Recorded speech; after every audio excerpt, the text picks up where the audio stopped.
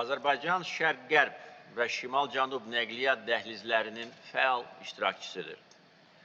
Ölkəmiz Türkiyə ilə Mərkəzi Asiya arasında coğrafi, iqtisadi, nəqliyyat və digər sahələrdə körpü rolunu oynayır.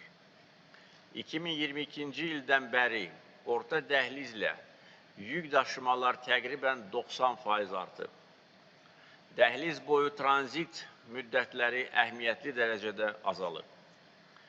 Xəzərin ən böyük ticarət donanması, yaxın illərdə gücü ildə 25 milyon tona çatacaq Ələt Beynəlxalq Ticarət Limanı, Bakı-Tbilisi-Kars dəmir yolu, 9 Beynəlxalq Hava Limanı, regionun ən böyük yükdaşıma aviaşirkəti və digər amillər Azərbaycanı beynəlxalq nəqliyyat mərkəzlərindən birinə çevirib.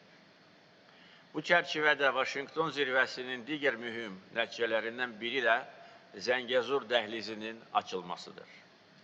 Zəngəzur dəhlizi həm orta dəhliz, həm də şimal-cənub dəhlizi çərçivəsində yeni nəqliyyat arteriyası və ikinci marşrut kimi mühüm əhəmiyyət kəsb edir.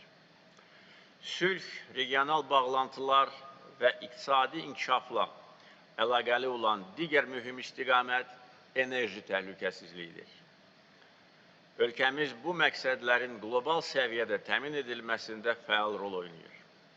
Azərbaycan bir çox ölkələrin enerji təhlükəsizliyinin təmin edilməsində özünü etibarlı və əvəzolunmaz tərəfdaş kimi təsdiqləyib.